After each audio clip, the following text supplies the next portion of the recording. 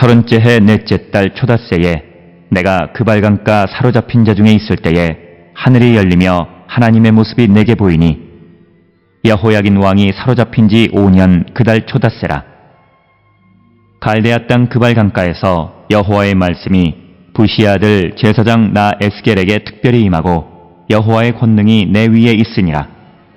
오늘 우리가 함께 읽은 에스겔 1장 1절로부터 3절에 있는 말씀은 이제 에스겔서의 그 서론에 해당하는 그런 부분이 되겠고, 에스겔서에 대한 어떤 그 표제어가 기록이 되어 있는 부분입니다.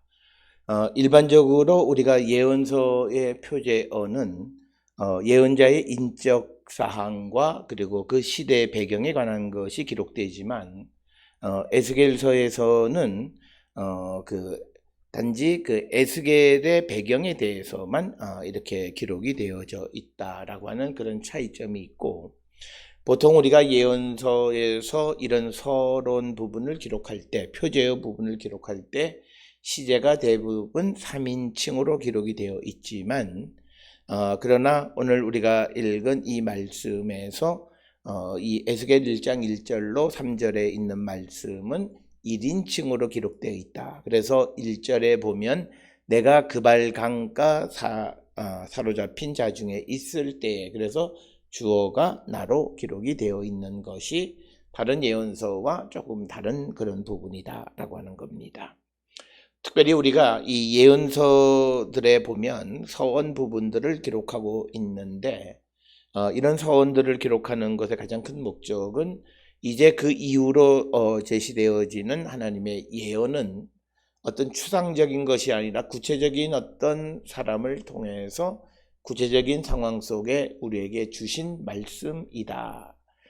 그만큼 이 예언의 내용이 구체적이다라고 하는 것을 우리에게 암시해 주는 것이고, 그래서 하나님은 우리가 살고 있는 이 시대 속에 깊이 개입하시고 역사하시는 분임을 우리에게 드러내 보여주는 것, 그것을 잘 나타내는 것이 바로 1장 1절부터 3절에 나타난 에스겔서의 서원에 관한 부분이다 라고 하는 겁니다.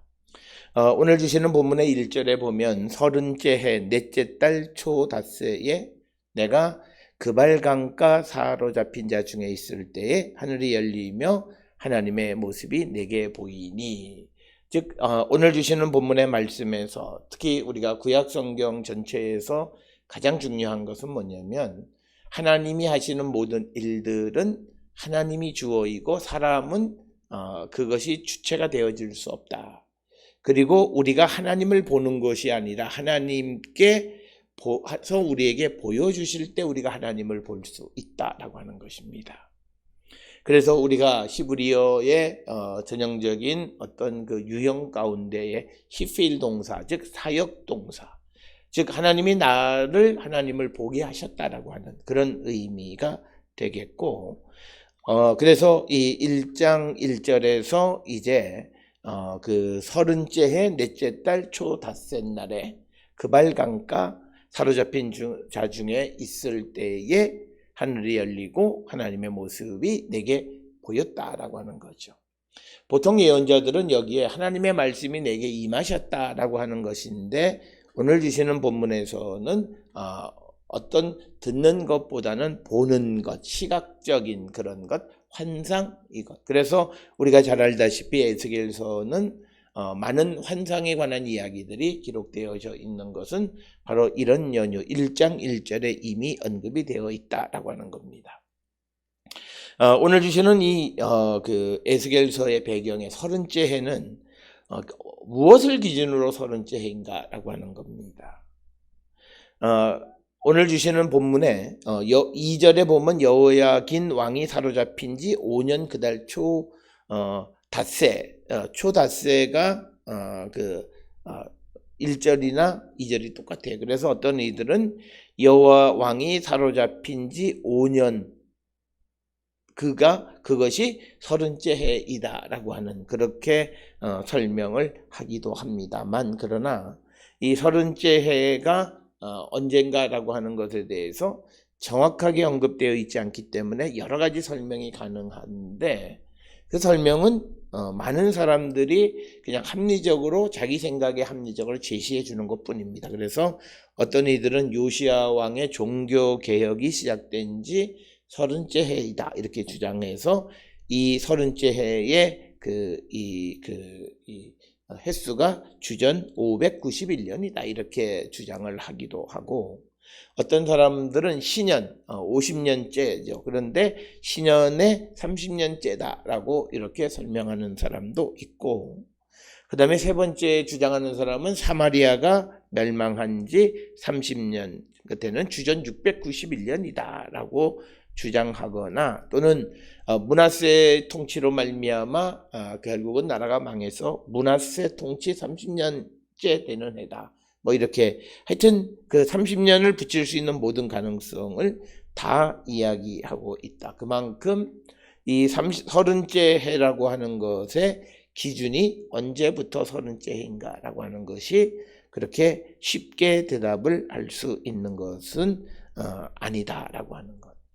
그런데 이제 어떤 이들은 1절에서 하늘이 열렸다라고 하는, 그래서 하나님의 모습을 보여주셨다라고 하는 것을 통해서 이 30째 해는 하나님의 계시가 닫힌 지 30째 되던 해라고 설명하기도 합니다. 그것은 오늘 주시는 1절에 충실하게 설명을 하는 것으로서 그것 역시도 가능성이 있는 그런 설명이 되겠습니다. 그래서 그 30째 해 넷째 달은 그 담무즈라고 하는 달, 6, 7월에 해당하는 달이고, 그때 그발강가에 있었다. 그발강이라고 하는 것은 사실은 이 아카드어로 나르카바루라고 하는 겁니다. 이것은 니푸르, 그러니까 니푸르 근처에 있는 그발강, 근데 사실은 그발수로다 이렇게 번역하는 게 정확한 거. 우리가 알다시피 메소포타미아는 농사를 짓기 위해서 유프라테스 강과 티그리스 강으로부터 많은 수로를 이끌어서 물을 공급하는 그 수로 가운데 큰 수로인 그발수로, 그발강, 거기에 있을 때에 하늘이 열리고 하나님의 모습이 내게 보여주셨다라고 하는 겁니다. 오늘 주시는 본문에 하나님의 모습으로 번역되어 있는 마르오트 엘로힘이다라고 하는 이 말은 그 하나님의 계시나 하나님의 환상으로도 번역할 수 있는 그런 표현이 되겠습니다. 그래서 하나님의 그 모습, 즉 하나님의 계시가, 하나님의 환상이 내게 보였다. 그러면서 2절에 기록하고 있는 것에서 여호야긴 왕 사로잡힌 지 5년 그달 초 닷새다 이렇게 기록이 되어 있습니다. 여호야긴이 사로잡힌 것은 597년의 주전, 그러면 사로잡힌 지 5년은 주전 593년에 해당하는 것이 되겠습니다. 그래서 1절과 2절의 연대가 제대로 잘 맞지는 않는다라고 하는 겁니다. 그런데 오늘 주시는 본문에서 왜 하필이면 강가에서 환상을 보았는가라고 하는 것입니다. 이것과 관계되어지는 것으로 사도행전 16장 13절에 바울이 빌립보에서도 기도할 곳을 찾다가 문 밖 강가에서 기도했다라고 하는 것과 같은 맥락으로 이해할 수 있습니다. 그래서 우리가 성경에서도 보면 다니엘 10장 4절은 티그리스 강가에 있을 때 계시를 보았고, 다니엘서 8장 2절에서는 을레 강변에서 또 계시를 보았다. 그래서 이 물가라고 하는 것은 바벨론에 있는 유대인들에게 있어서, 이스라엘 백성들에게 있어서 하나님과 소통을 위해서 필요한 어떤 정결이 요구되어지기 때문에 그들이 강가에서, 그리고 물이 흐르는 강가는 정결하다 이렇게 믿었기 때문에 강가에 있을 때에 그들이 환상을 보았고, 이것은 사도행전 16장 13절에 빌립보에서도 문 밖 강가에서 기도하는 곳을 찾았던 것은 바로 강가가 물이 흐르기 때문에 정결, 거룩한 곳으로 생각했기 때문이다라고 하는 것입니다. 그래서 이것은 우리가 1절을 통해서 볼 수 있는 것은 예레미야가 항상 하나님과 그 소통이 끊어진 시대에 하나님의 계시가 끊어진 시대에도 항상 자기의 정결을 요구하여서 언제든지 하나님과 소통하고자 하는 그런 열망을 가지고 있었던 사람이다. 지금 하나님과의 소통이 끊겼다고 해서 대충 살아가는 모습이 아니라 그런 삶에서도 자기를 거룩하게 구별할 때 그때 하나님은 그에게 그 환상을 보여주시는 분이시다라고 하는 겁니다. 오늘 살아가는 시대에 우리가 우리 자신을 거룩하게 구별하기 어려운 시대에 살고 있기는 하지만 그럼에도 불구하고 우리 자신을 거룩하게 구별하고자 할 때에 주의 성령은 우리에게 임하게 되시고 우리는 하나님의 능력 안에 살아가는 성도가 될 수 있다라고 하는 것입니다. 그래서 그가 강가에서 사로잡힌 자들 가운데 있을 때, 즉 거룩한 곳, 정결한 곳, 내가 있는 환경을 거룩하게 정결하게 주님이 임하실 수 있도록 구별된 삶을 살아가는 것이 오늘 이 에스겔의 모습이고, 그럴 때 하나님은 그에게 나타나셔서 환상을 보여주셨다라고 하는 것입니다. 그러면서 3절에 갈대아 땅 그발강가에서 여호와의 말씀이 부시의 아들 제사장 에스겔에게 특별히 임하고 여호와의 권능이 내 위에 있으니라. 그래서 그가 거룩하고 구별된 곳에 있을 때 하나님의 말씀도 임하고 여호와의 권능도 그에게 임했다라고 하는 것입니다.